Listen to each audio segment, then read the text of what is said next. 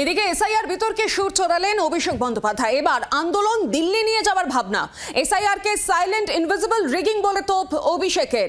একদিকে এসআইআর নিয়ে যেদিকে সরব হয়েছেন মুখ্যমন্ত্রী মমতা বন্দ্যোপাধ্যায়, এবার এসআইআর এর ভাবনায় দিল্লি নিয়ে যাওয়ার ভাবনা অভিষেক বন্দ্যোপাধ্যায়ের। সাইলেন্ট ইনভিজিবল রিগিং বলে তোপ অভিষেক বন্দ্যোপাধ্যায়ের। এসআইআর বিতর্ক চলছে চারদিকে এবং এই নিয়ে সুর চড়িয়েছেন অভিষেক। এবার আন্দোলন দিল্লি নিয়ে যাওয়ার ভাবনা করছেন তিনি। এসআইআর কে সাইলেন্ট ইনভিজিবল রিগিং বলে তোপ দাগলেন অভিষেক বন্দ্যোপাধ্যায়।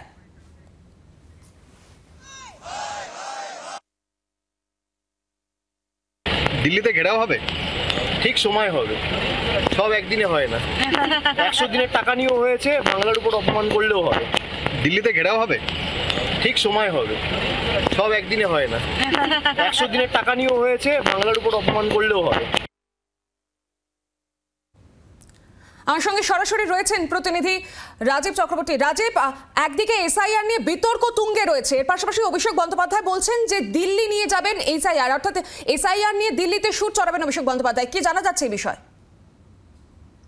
দেখো, এসআইআরকে তিনি ইতিমধ্যেই গতকাল আখ্যা দিয়েছেন, তার একটি নামকরণও করে দিয়েছেন সাইলেন্ট ইনভিজিবল রিগিং।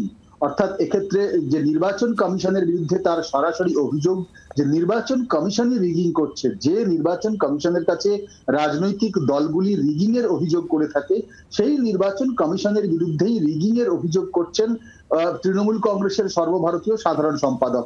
এক্ষেত্রে তোমাকে বলে রাখি যে বাংলার উপরে আক্রমণ বলা হচ্ছে, এক্ষেত্রে অবশ্যই এসআইআর রয়েছে, কিন্তু তার পাশাপাশি রয়েছে বাংলা এবং বাঙালিদের উপর আক্রমণ। অর্থাৎ এই এসআইআর এর প্রক্রিয়া হওয়ার আগে সারা দেশে ভোটার তালিকা সংশোধন করা এবং বাংলাদেশিদের খুঁজে বের করার জন্য যে প্রক্রিয়া চলছে, সেক্ষেত্রে দেখা যাচ্ছে বিভিন্ন রাজ্যে বাংলা ভাষাভাষীদের উপরেও আক্রমণ হচ্ছে।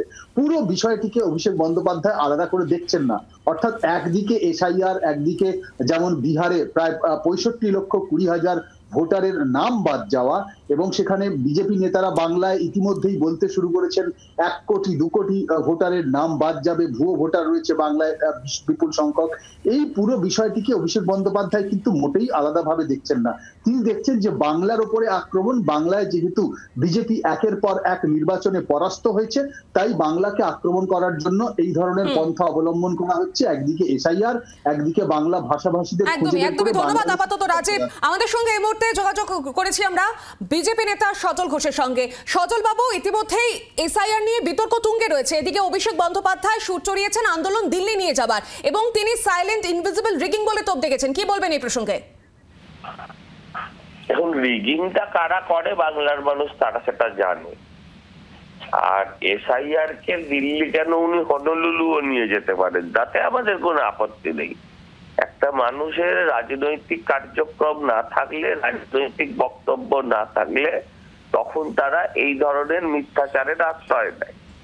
আমি বাংলার মানুষের কাছে জানতে চাই, মৃত ভোটার তাদের নাম যদি বাদ যায়, যে ভোটার নেই, ডেড লেফট, এই জাতীয় ভোটারের নাম যদি বাদ যায়, যাদের ডবল এন্ট্রি আছে তাদের নাম যদি বাদ যায়, কারণ ফাটার তো কোনো কারণ নেই।